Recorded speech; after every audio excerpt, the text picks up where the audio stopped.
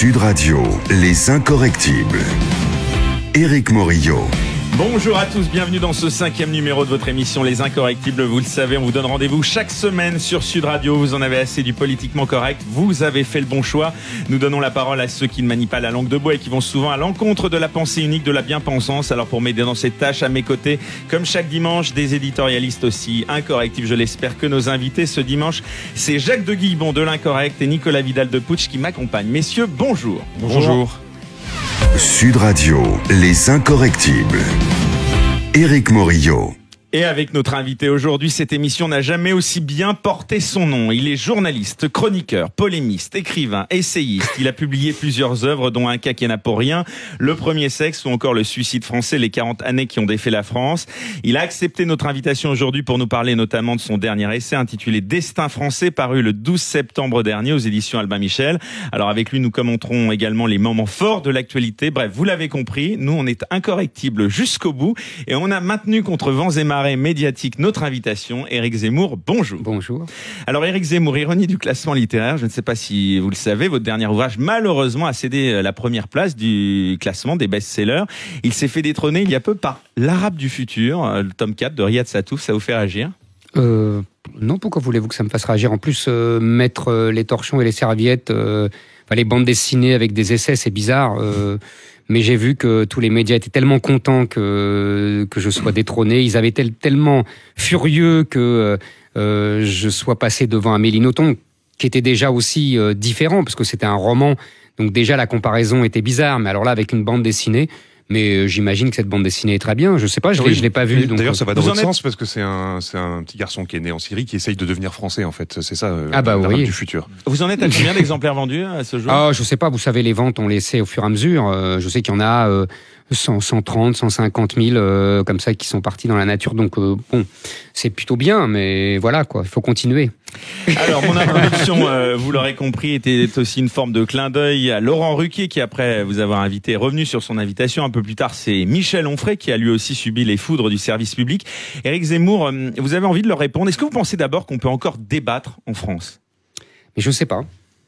C'est une bonne question. Je ne sais pas si on peut encore débattre.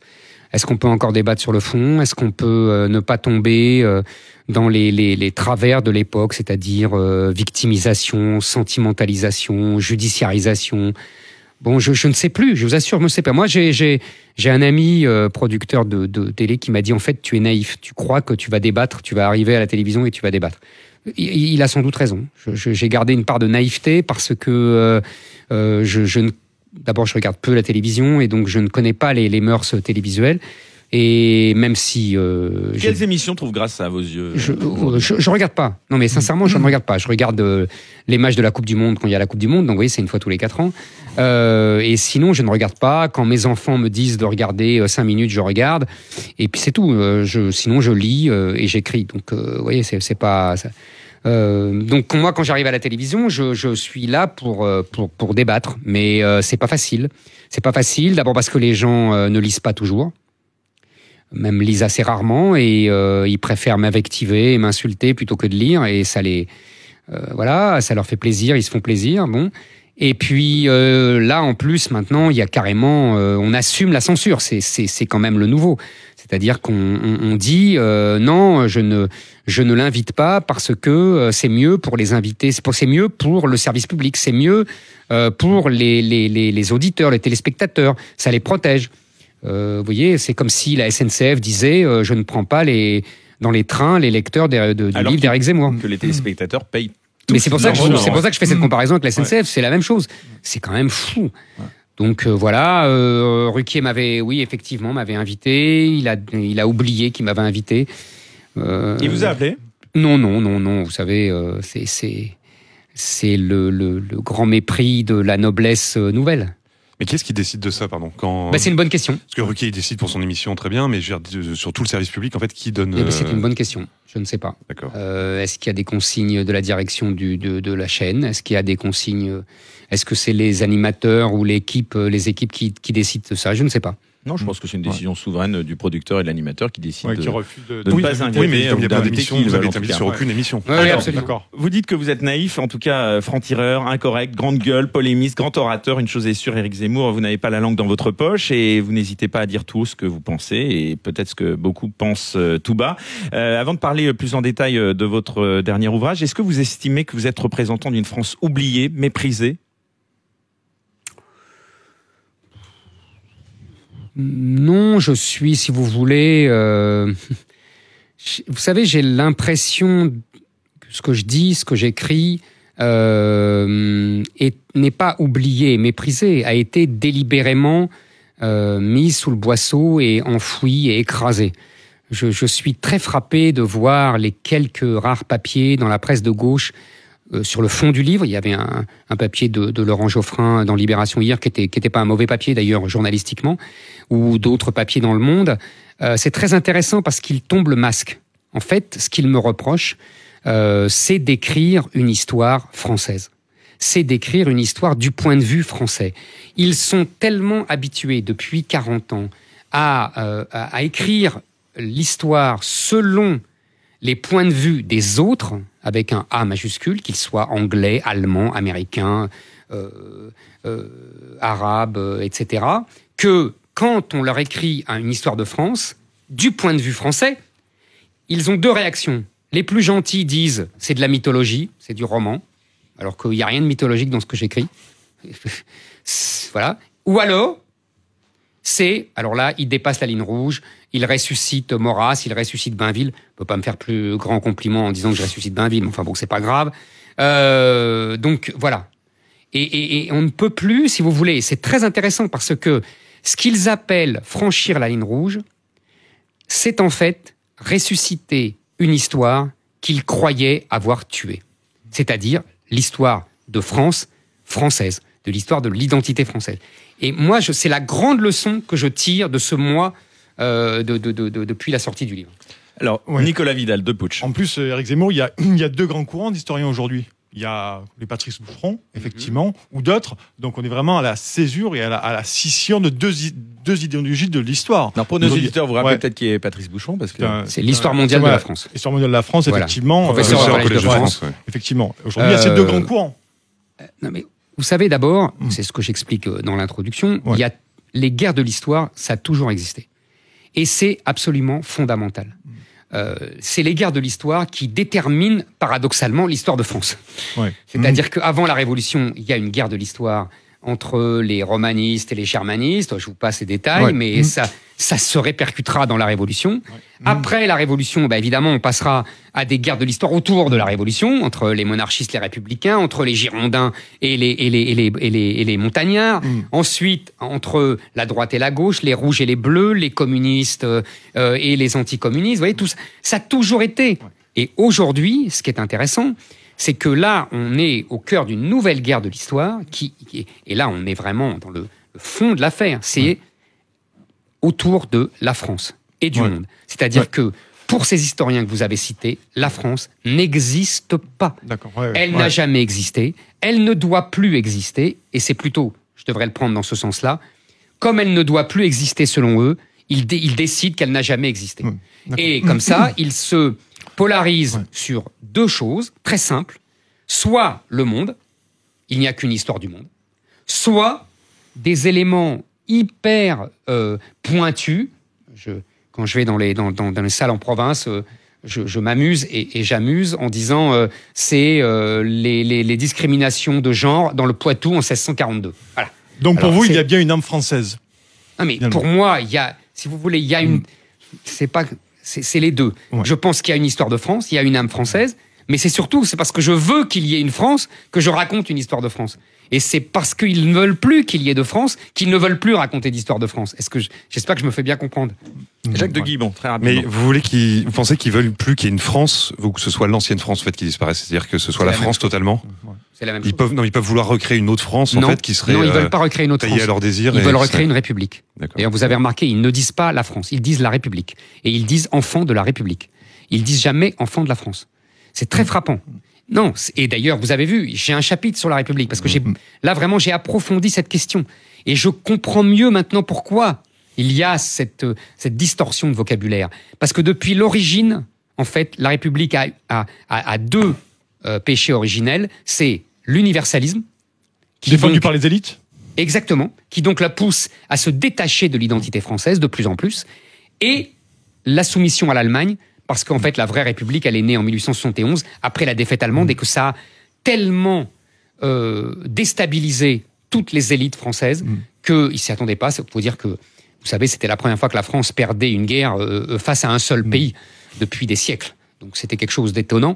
Non mais c'est vrai, c'était un choc inouï. Karl Marx a sablé le champagne, etc. Non mais c'est vrai. Donc pour vous dire que à partir de là, les élites républicaines ont dit c'est fini, l'hégémonie de la France c'est terminé, nous allons nous soumettre à l'Allemagne. Et ces deux péchés originels de la République, on les retrouve aujourd'hui. Vous voyez, c'est la première chose que fait un président de la République aussitôt élu, c'est d'aller à Berlin pour se faire adouber. Et l'universalisme, qui est on est arrivé au bout du bout de cet universalisme, c'est-à-dire que tout ce qui n'est pas français existe, tout ce qui est français n'existe pas. Et il n'y a plus que la République. C'est l'opinion d'Éric Zemmour qui reste bien sûr avec nous. Nous sommes ravis de l'accueillir ce dimanche dans Les Incorrectibles. On fait une courte pause publicitaire. On se retrouve juste après, bien sûr, avec Jacques de Guibon et Nicolas Vidal également. Sud Radio, Les Incorrectibles. Éric Morillo. Nous sommes de retour dans Les Incorrectibles avec notre invité ce dimanche. C'est Éric Zemmour à l'occasion de la sortie de son dernier ouvrage Destin français paru aux éditions Albin Michel. Alors évidemment, on va en parler tout au long de cette émission, mais je voulais revenir un petit peu sur ce dont on parlait au début, c'est-à-dire vous, Éric Zemmour. Certains, je le disais, voudraient vous censurer, voire vous interdire d'antenne. Vous pensez qu'en France, la liberté d'expression a encore sa place? On rappelle que cette semaine, il y a une décision de justice assez symbolique. Le Conseil d'État a annulé une décision du CSA qui avait mis en demeure RTL, c'était le 14 juin 2017, pour un éloge aussi de la discrimination par Éric Zemmour. Qu'est-ce que vous avez pensé de cette décision? Ça a dû vous faire plaisir. J'étais content. J'étais très heureux. Surtout d'être soutenu par le Conseil d'État. Et par la direction de votre groupe. Chose rare. Par la direction de votre groupe, M6. Ah non, mais ça, j'ai toujours été soutenu. Ça, il faut pas, Nicolas Tavernon, personne? Oui. Mais M6, le groupe m'a toujours soutenu, j'ai rien à dire.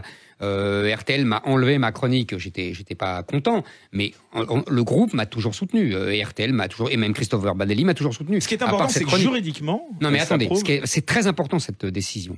Parce que le CSA s'est arrogé un pouvoir si vous voulez, de jugement idéologique et moral des chroniques et de l'expression sur les antennes télévisuelles et radio.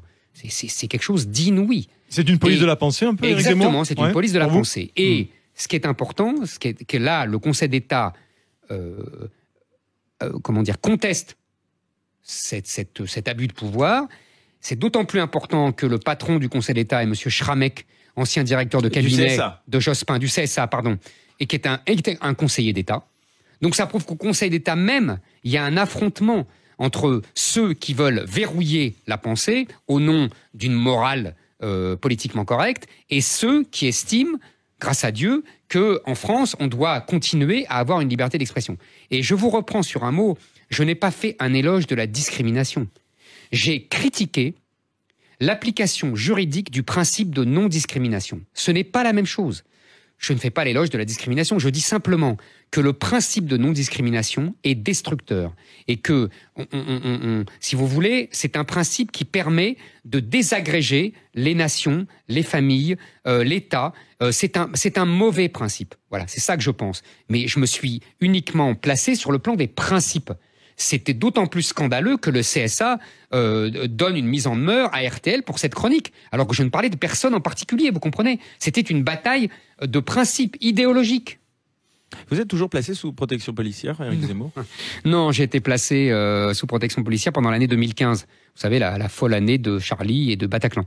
Et d'ailleurs, comme Houellebecq, j'en ai parlé avec lui. Parce qu'on a vu une vidéo là récemment. Ah non, mais ça c'était autre chose. Un service de protection. Non, c'était autre chose. C'est parce qu'il y avait eu des menaces des Antifa qui avaient menacé de tout casser, de s'en prendre à moi, avec des cocktails Molotov, etc. Non, moi je reçois pas de menaces. Je reçois de temps en temps des insultes, mais pas de menaces. Alors, Jacques de Guibon. Oui, pour en revenir à votre livre, en fait, c'est une histoire de France donc, que vous avez faite, mais c'est aussi une arme par destination, si on peut dire. C'est-à-dire que vous voulez changer la vision de l'histoire de France. Et on dit en général que ce sont les vainqueurs qui écrivent l'histoire, mais vous, est-ce que vous renversez pas la chose en disant je vais écrire cette histoire pour gagner en fait à la fin, quoi. C'est-à-dire que ce serait une ironie. Oui, je comprends. Bien sûr que c'est une arme idéologique, mais j'ai répondu tout à l'heure. Toutes les histoires sont des armes idéologiques. On est d'accord. Maintenant, est-ce que c'est les vainqueurs qui font l'histoire? Ça a été vrai longtemps. Maintenant, depuis 40 ans, c'est plutôt les victimes qui font l'histoire. Et les victimes sont les vainqueurs aujourd'hui. Mais c'est bien, voilà, on est bien d'accord. Les victimes sont devenues les vainqueurs. Être victime, c'est pouvoir écrire l'histoire et être vainqueur et dominer. Être minoritaire, c'est si vous voulez. Donc j'écris cette histoire. Moi, c'est simple. J'écris cette histoire parce que on en a parlé au début. J'écris une histoire de France, française. Et donc, j'essaye de comprendre le point de vue français parce que j'estime qu'il est complètement annihilé aujourd'hui. Qu'on n'en parle jamais, qu'on ne le défend jamais. Et quand, par exemple, je parle de Napoléon, quand je parle des guerres de religion, quand je parle des croisades, quand je parle de Gaulle et Pétain, je ne fais pas d'éloge des uns ou des autres. Non, j'essaye de contenir le point de vue de la France. Pourquoi la France a fait ça? Pourquoi les dirigeants français font ça? Pourquoi tel intellectuel écrit ça? C'est ça que j'essaie de faire des généalogies entre le passé et le présent. Pour bien montrer, si vous voulez, selon le mot fameux de Tocqueville, l'histoire est une galerie de portraits avec beaucoup de copies et peu d'originaux. Je pense ça. Et justement, les historiens d'aujourd'hui me reprochent ça.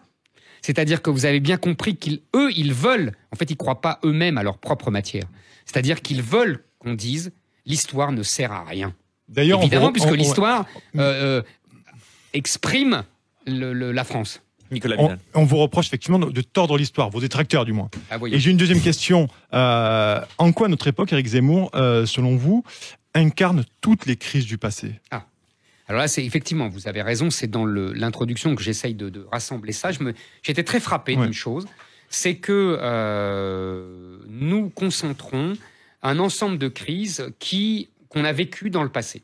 Alors, je récapitule dans l'introduction. Il y a le retour des féodaux comme au Moyen-Âge.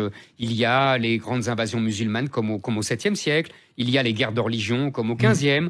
Qui se prépare. Il y a la montée en puissance des femmes dans l'espace public comme au XVIIIe siècle. Il y a l'anglomanie qui est devenue plutôt une américanomanie en vérité, mais c'est la même chose comme au XVIIIe siècle. Il y a la soumission à l'Allemagne comme à la fin du XIXe siècle. Vous voyez, on peut comme ça multiplier. Je me suis amusé à multiplier. La vérité, c'est qu'on concentre tout ça. Alors je fais cette comparaison, je dis on a l'impression, vous savez, de cette image du mort qui revit toutes les grandes étapes de sa vie et la France serait ce mort-là. Bon, c'est une hypothèse, j'espère que ce n'est pas le cas. Mais si vous écrivez ce livre, c'est pour qu'elle ne meure pas. Exactement. Mais vous savez... c'est pas une épitaphe, quoi. Voilà, c'est une épitaphe. Non, c'est pas une épitaphe, c'est-à-dire que vous savez, il y a toujours le rapport entre la raison et la volonté. Vous savez, la fameuse phrase qu'on sortait tout le temps à Sciences Po, l'intelligence de la... Non, mais c'était les lieux communs dans toutes les dissertations. Là, il faut avoir l'intelligence du je sais pas quoi, et l'optimisme de la volonté et l'intelligence du pessimisme. Mais vous allez loin parce que vous dites à un moment donné, à la fin de votre introduction, c'est extrêmement intéressant, enfin, c'est la dernière, à force d'être méprisé, rejeté, nié, j'adore le terme néantisé, j'adore ce terme, permettez-moi. C'est un terme de l'histoire se venge. Voilà, l'histoire se venge. Oui, parce que je pense effectivement. Oui, parce que je pense. C'est ce qu'on a dit au début de notre conversation. Puisqu'on a voulu nier l'histoire de France, et elle nous rattrape. Elle se transforme petit à petit en une espèce de fatalité, d'où mon titre Destin français, qu'on ne contrôle plus. Il y a, si vous voulez, on voit bien que toute notre histoire nous rattrape. Et je ne cite pas dans mon livre une phrase que j'ai retrouvée il n'y a pas longtemps, qui est de René Girard, dans son livre Achever Clausewitz, qui dit, dans ce livre-là, je crois que c'est son dernier livre, peu de temps avant sa mort, et qui dit une phrase très belle et très profonde, et qui dit « Il nous faut entrer dans une pensée du temps où les croisades et Charles Martel seront plus proches de nous que la Révolution française et l'industrialisation du Second Empire. » Cette phrase est absolument extraordinaire, parce que qu'est-ce qu'elle signifie en 2 mots? Pendant 2 siècles, toutes les générations ont vécu en fonction de la Révolution française. C'est-à-dire que toutes les générations refaisaient la Révolution française pour, contre, pour les montagnards, pour les Girondins, etc. Et depuis 20 ans, on a changé de paradigme. Et là, ce qu'on prépare, c'est qu'on va refaire les guerres de religion, et la période des croisades. Vous voyez, c'est Oui, plus, mais après, c'est plus le même, la même période et c'est plus le même paradigme. Ouais. Parce que sur les croisades, je n'avais jamais lu cette théorie, effectivement, que les croisades auraient repoussé l'invasion musulmane. C'est ce que vous dites dans votre livre. Moi, je l'avais jamais lu nulle part. Mais c'est normal que vous l'ayez jamais lu nulle part. Ouais. C'est exactement la discussion qu'on a eue au début. D'ailleurs, les historiens d'aujourd'hui me reprochent. J'ai deux minutes. Bien sûr, oui. Bon. Je lis un livre, par le hasard d'ailleurs, c'était une de mes chroniques du Figaro, d'un grand historien du passé, des années 50, qui s'appelle René Grousset. Et j'avoue sincèrement que je ne connaissais pas René Grousset. Vous voyez, bon. Et je découvre, ce type est un immense spécialiste des croisades, entre autres d'ailleurs, parce qu'il est spécialiste de beaucoup de choses. Et c'est de lui que je tire cette thèse. C'est-à-dire, je vous la fais courte, s'il n'y avait pas eu les croisades en 1095, l'appel de Urbain II, l'islam, qui était très offensif, allait prendre Constantinople, aurait pris toute l'Europe, et ça aurait empêché le réveil de l'Europe, son retour aux sources classiques, grecques, romaines, etc. Et donc ça aurait empêché le développement de l'Europe, les grandes découvertes, etc. Vous voyez ? Bon, en fait, on a gagné 3 siècles, puisque les Arabes ont fini par prendre Constantinople, les musulmans ont fini par prendre Constantinople en 1453, mais entre-temps, l'Angleterre était devenue l'Angleterre, la France était devenue la France, vous voyez, il y avait... Bon. Et c'est là que ça devient intéressant, et c'est là qu'on est en boucle, on revient toujours à notre discussion avec les historiens d'aujourd'hui. Les historiens d'aujourd'hui, qu'est-ce qu'ils me disent ? Ah oui, mais c'est dépassé. Depuis, on a fait des nouvelles découvertes. En fait, ils n'ont pas fait de nouvelles découvertes. Simplement, ils ont un autre angle qui déconstruit sans cesse les croisades pour montrer que les croisades, c'est affreux, qu'on tue des musulmans, qu'on va envahir, qu'on se bat entre les latins et les orthodoxes. Personne n'a dit le contraire. Le fameux sac de Constantinople en 1204 par les latins, personne n'a dit le contraire. Mais évidemment, ils veulent noyer le poisson. Et ils ont noyé un grand historien comme René Grousset exprès, parce que ce type ne leur plaît pas. On pourrait prendre d'autres exemples, comme Pirène et compagnie. Quand je dis qu'il y a une guerre des histoires, il y a une guerre des historiens. Et les historiens d'aujourd'hui effacent les historiens d'hier qui ne leur plaisent pas. C'est pas qu'ils sont meilleurs, c'est pas qu'ils ont trouvé des choses. On peut éventuellement, vous voyez, trouver toujours des petits détails, une caisse d'archives qu'on n'avait pas vue. Ça, oui, c'est possible. Mais si vous voulez, ces grands historiens d'alors avaient une vue. D'abord, ils avaient une culture énorme que les historiens d'aujourd'hui non plus. Et en plus, ils écrivaient dans un français magnifique. C'est ça la conclusion. Mais c'est vrai, je vous assure que c'est vrai. Mais pour une raison que vous allez comprendre, je vous ai dit tout à l'heure, ils s'accrochent à des choses de détail. Donc, ils vont passer leur vie sur le Poitou en 1492, vous voyez. Les autres, ils avaient une vue universelle et millénaire. Donc, ils avaient plus de recul. Vous comprenez, c'est tout. Éric Zemmour est avec nous dans Les Incorrectibles ce dimanche. On fait une courte pause et on reparle bien sûr avec lui de ce dernier ouvrage Destin français, mais aussi de l'actualité. Sud Radio, Les Incorrectibles. Éric Morillo. Nous sommes de retour dans Les Incorrectibles et nous sommes ravis, c'est assez rare qu'on vous dise ça à l'antenne, d'accueillir Éric Zemmour dans cette émission Les Incorrectibles ce dimanche. Alors bien sûr, on va quand même parler un petit peu de l'actualité, mais vous vouliez dire un dernier mot sur cet ouvrage, Le Destin français. Il y a plein de mots à dire encore, mais vous disiez tout à l'heure que vous faisiez une galerie de portraits sans juger, mais sur François Ier, vous êtes quand même très dur, et c'est assez étonnant parce qu'on l'apprend...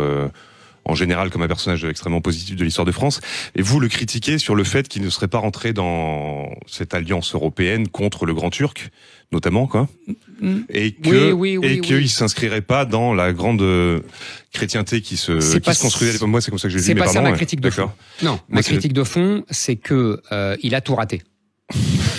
Ça, c'est quand même, il a tout raté. Il a tout raté. Il est le grand homme de l'époque, c'est Charles Quint, qui l'a complètement écrabouillé, c'est ça la vérité. Et d'ailleurs, Richelieu passera son temps à corriger les échecs et les fautes de François Ier. Mais artistiquement, architecturalement, on pouvait pas dire qu'il a tout raté, François Ier. C'est aussi les châteaux de la Loire, c'est Vinci, c'est machin.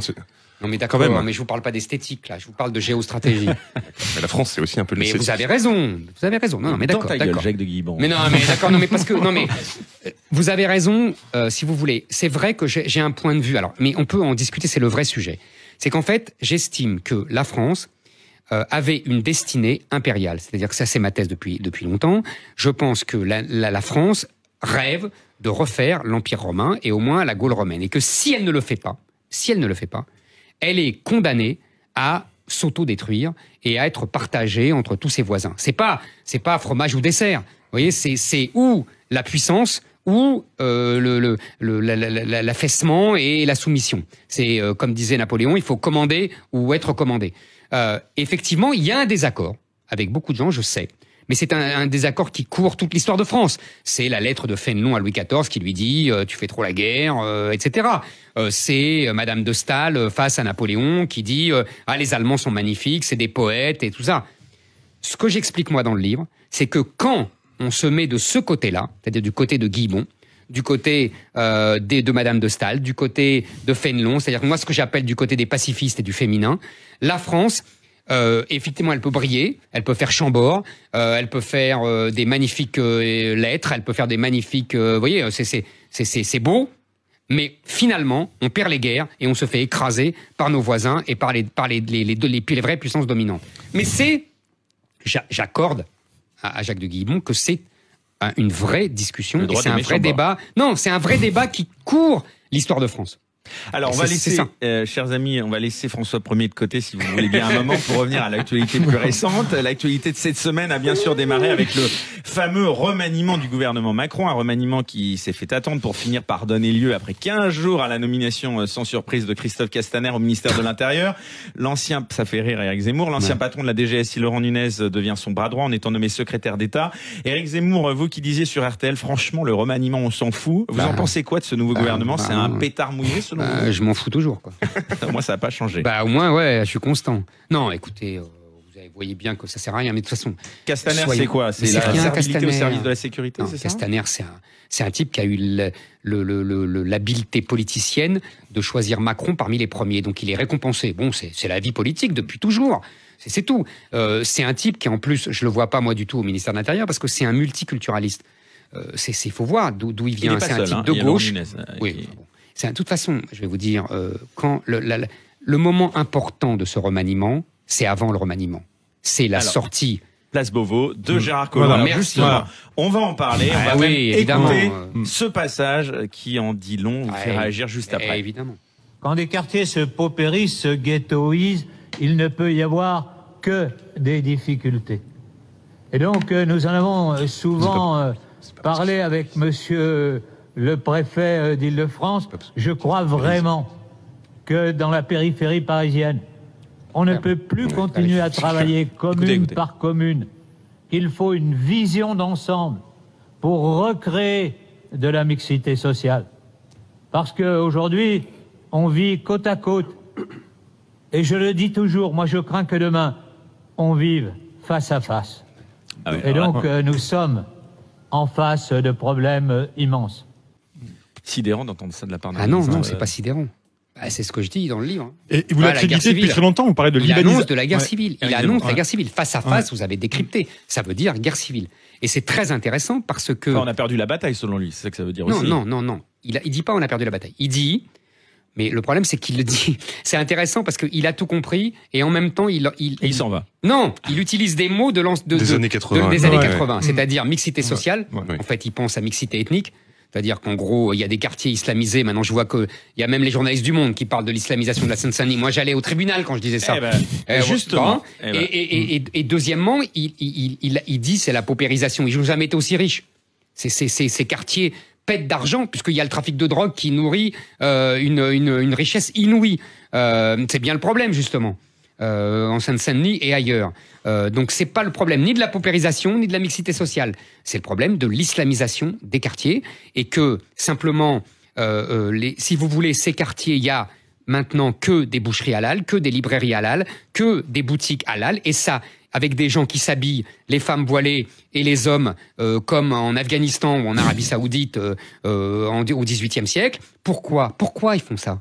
Et pour une raison très simple, parce que tout ça détermine des normes et que on normalise ainsi et on normative, si j'ose dire, des quartiers qui sont islamisés et qui sont régis par la loi islamique. C'est la charia de fait. Et c'est ça aujourd'hui la France, dans d'innombrables quartiers. Donc et encore une fois, c'est notre discussion tout à l'heure sur la République. Qu'est-ce qu'on va vous dire? On va vous dire, même Martine Aubry, maintenant vous dit, on n'est plus en République. Mais j'ai envie de lui dire, Martine, encore un petit effort. C'est pas qu'on n'est plus en République, c'est qu'on n'est plus en France. Et c'est pour ça qu'on n'est plus en République. Mais vous voyez, c'est la discussion juste avant. Excusez-moi, je finis. C'est la discussion de tout à l'heure. On dit on n'est plus en République pour ne pas dire on n'est plus en France.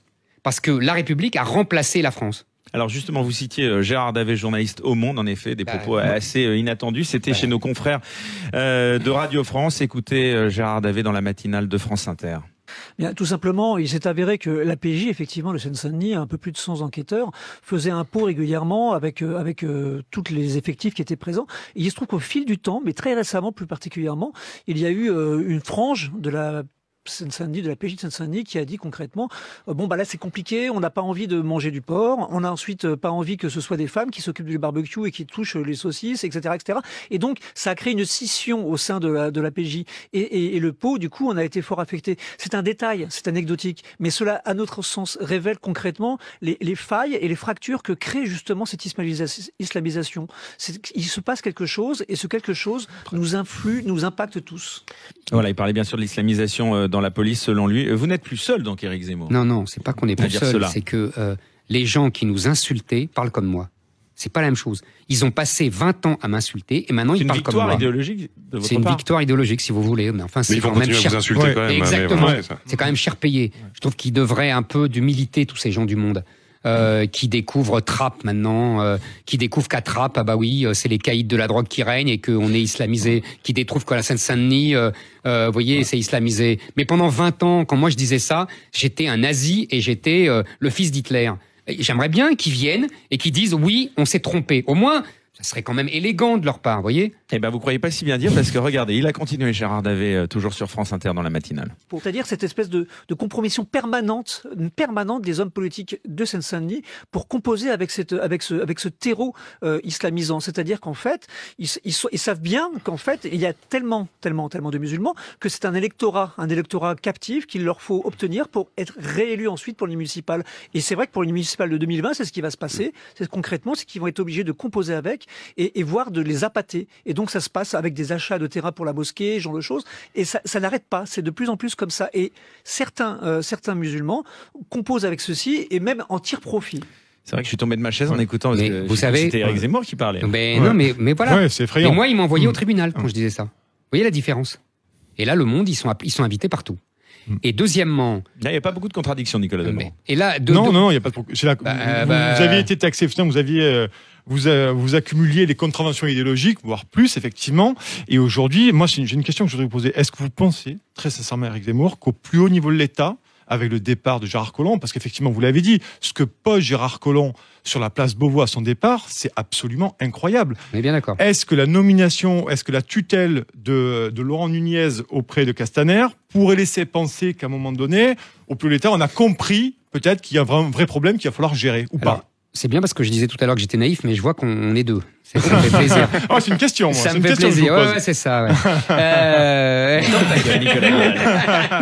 C'est le jeu, toi. Non, mais écoutez. Non, sérieusement. D'abord, pourquoi Collomb dit ça? Parce que moi, on m'a expliqué pourquoi il dit ça. C'est que depuis 1 an, vous savez, il a les rapports des préfets tous les jours, avec tout ce qui se passe en France. Et après, ça monte à l'Élysée. Ils sont les deux à avoir ça. C'est tout. Les autres ne savent rien. Que l'intérieur à l'Élysée. Exactement, l'intérieur à l'Élysée. Ça monte directement. Donc les gens de l'intérieur savent tout. Les gens de l'Élysée savent tout.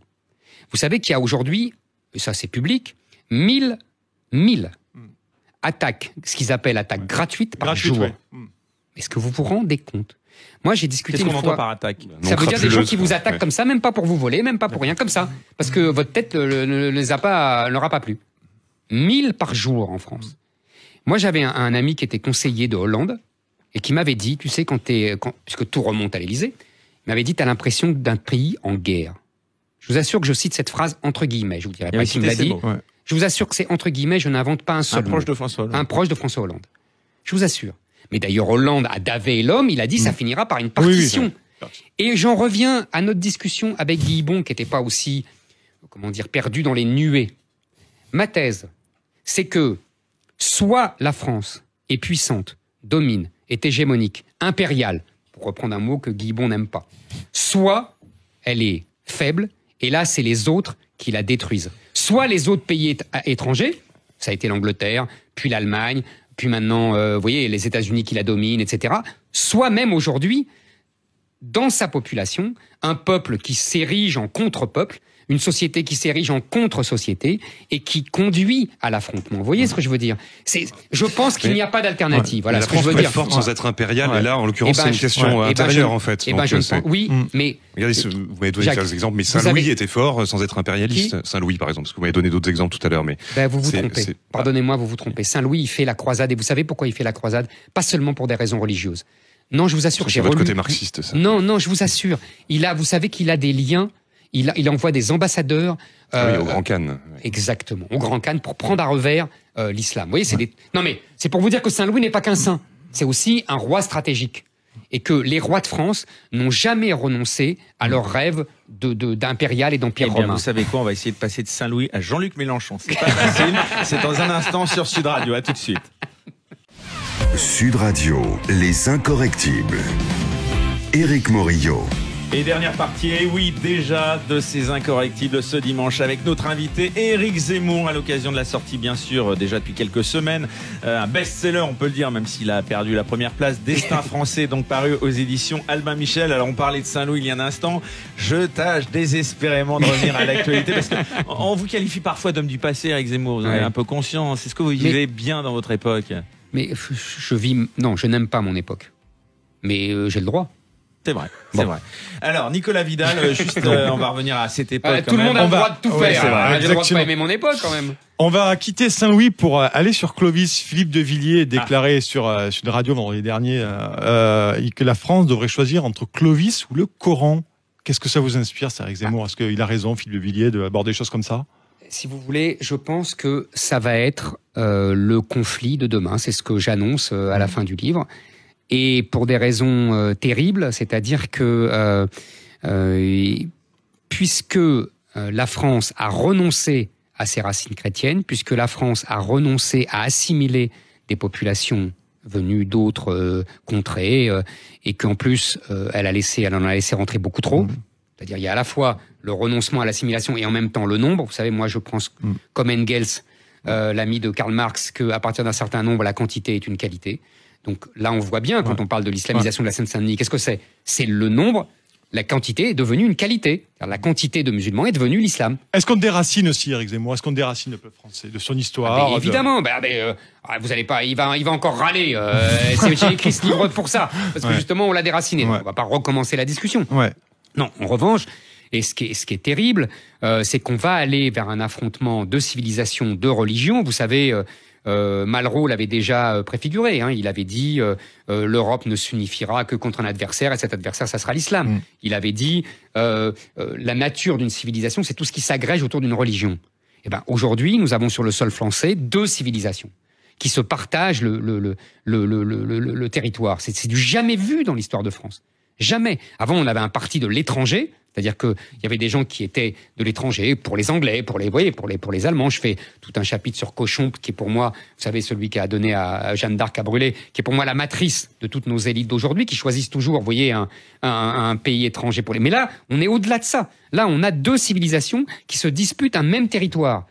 Je vous assure que je crois que c'est jamais vu dans l'histoire de France. Et donc, c'est très grave. Et donc, tous ceux qui alertent se sont d'abord fait insulter. Et puis, c'est notre discussion de tout à l'heure. Maintenant, tout le monde vient dire « Ah bah oui, au fait, c'est grave. » Ah ouais. Alors, on parle bien sûr maintenant à présent, je le disais, je vais essayer d'y arriver. Mardi dernier... Mais Jean-Luc Mélenchon, c'est une très bonne transition, vous allez voir pourquoi. Eh bien, écoutez, en tout cas, mardi dernier, ça n'a échappé à personne. C'était bien sûr la forte actualité de la semaine. Des perquisitions ont été menées au siège du parti Les Insoumis, ainsi qu'au domicile de son leader, Jean-Luc Mélenchon, et chez plusieurs collaborateurs de ce mouvement. Ces opérations ont été menées dans le cadre de 2 enquêtes préliminaires. L'une concerne des emplois présumés fictifs de parlementaires européens et l'autre d'éventuelles irrégularités dans les comptes de campagne de l'ex-candidat. Jean-Luc Mélenchon s'est bien évidemment insurgé en hurlant contre la police et en dénonçant une honte, je cite, un coup de force et une opération de police politique. Les mots sont particulièrement forts, destinés bien sûr à faire peur à l'opposition selon lui. Alors vous, Éric Zemmour et Jean-Luc Mélenchon, vous avez un lourd passif de débat et de clash à la radio et à la télévision. Vous pensez que Jean-Luc Mélenchon a disjoncté Éric Zemmour, que c'est le coup d'éclat de trop? Non, pas du tout. Ah, alors là? Ah non, pas du tout. Moi, je pense que le problème n'est pas Jean-Luc Mélenchon. Le problème n'est pas le caractère éruptif de Jean-Luc Mélenchon. Ça, c'est un rideau de fumée pour nous dissimuler l'essentiel, c'est-à-dire que l'appareil judiciaire, de plus en plus, vient sur le terrain politique pour prendre la main et diriger le politique.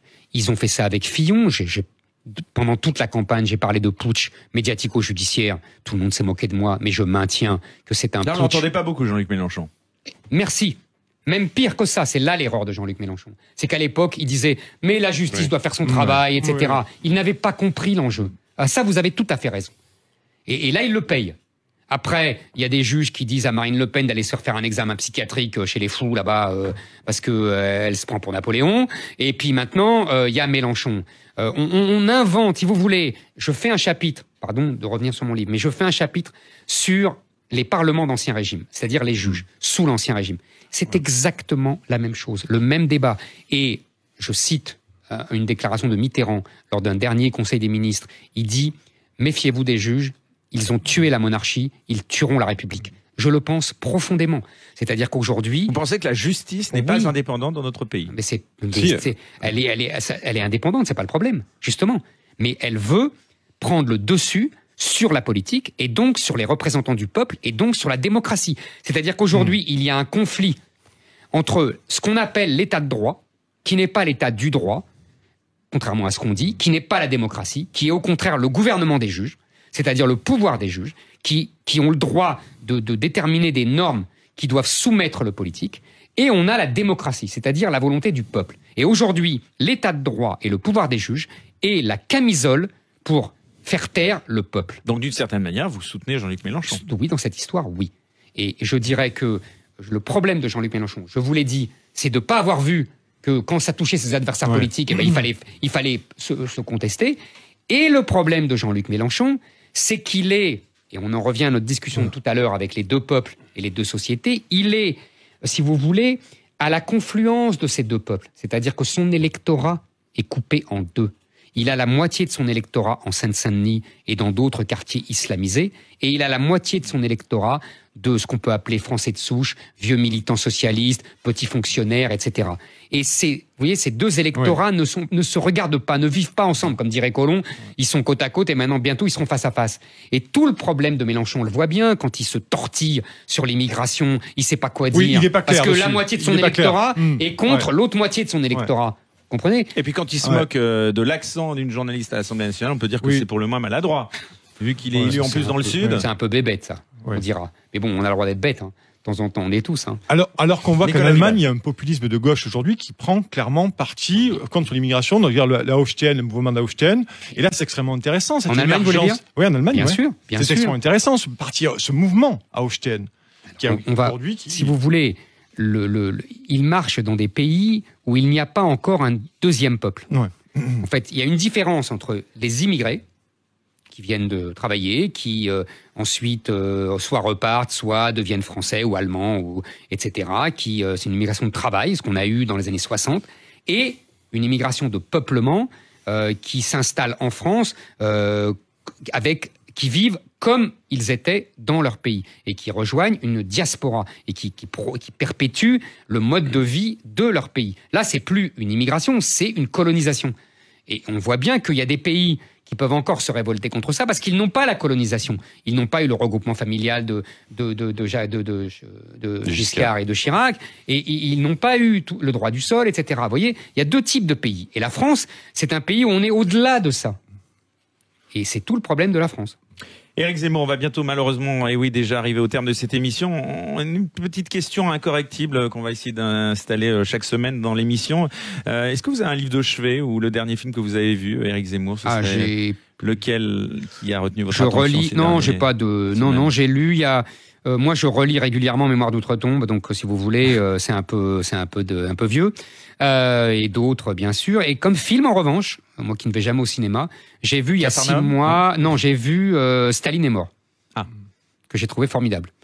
D'accord. Alors, c'est vieux, hein, j'ai vu ça en avril-mai, hein, mais depuis je suis pas retourné au cinéma. Donc, mais ça, j'ai trouvé ça très bien. C'est le film que vous commanderiez. Bon, en tout cas, c'était un plaisir de vous recevoir. Merci beaucoup à d'avoir vous. accepté notre invitation. On le rappelle donc, Éric Zemmour, votre dernier ouvrage, Destin français, un best-seller paru aux éditions Albin Michel. Merci beaucoup d'avoir accepté notre invitation. Merci Jacques de Guibon du magazine L'Incorrect d'avoir été avec nous, ainsi que Nicolas Vidal du magazine Putsch. Merci au réalisateur Maxime Sénin, ainsi qu'à Céline Delabaume qui m'a aidé à préparer cette émission. On se retrouve la semaine prochaine, même jour, même heure, avec un nouvel invité incorrectible, et ce sera Mohamed Sifawi. Bonne semaine à tous sur Sud Radio.